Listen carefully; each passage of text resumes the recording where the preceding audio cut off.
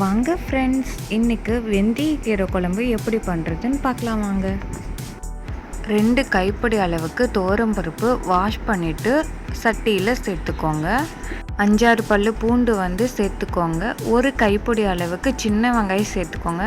சின்ன வெங்காயம் இல்லாதனால நான் பெரிய வெங்காயம் சேர்த்துருக்கேன். தக்காளி 1 கட் பண்ணிவிட்டு அதையும் இதில் சேர்த்துக்கோங்க. இப்போது பருப்பு வேகிற அளவுக்கு தண்ணி சேர்த்துக்கோங்க. 2 பச்சை மிளகா சேர்த்துக்கோங்க. எண்ணெய் எதுக்கு சேர்த்துக்கிறோன்னா பருப்பு கொஞ்சம் சீக்கிரமாக வேகிறதுக்காக எண்ணெய் கொஞ்சம் சேர்த்துக்கிறோம். குழம்புக்கு தேவையான அளவுக்கு உப்பு சேர்த்துக்கோங்க.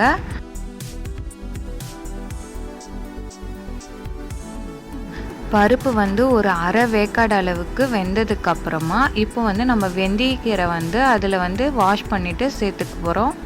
ஏன் கீரையை இந்த ஸ்டேஜில் சேர்த்துக்கிறோன்னா பருப்பு சீக்கிரம் வேகாது, கீரை ஆனால் சீக்கிரம் வெந்துடும்.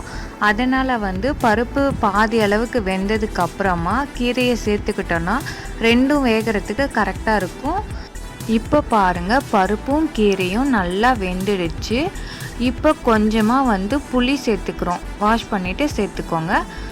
இப்போது பருப்பும் கீரையும் மத்து வச்சு நல்லா கடைஞ்சி எடுத்துக்கோங்க.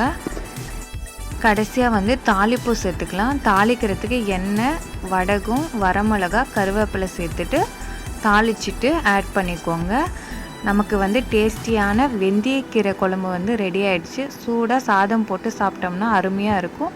நீங்களும் மறக்காமல் ட்ரை பண்ணி பாருங்கள். இந்த வீடியோ உங்களுக்கு பிடிச்சிருந்தா லைக் பண்ணுங்கள், சப்ஸ்கிரைப் பண்ணுங்கள். தேங்க்யூ.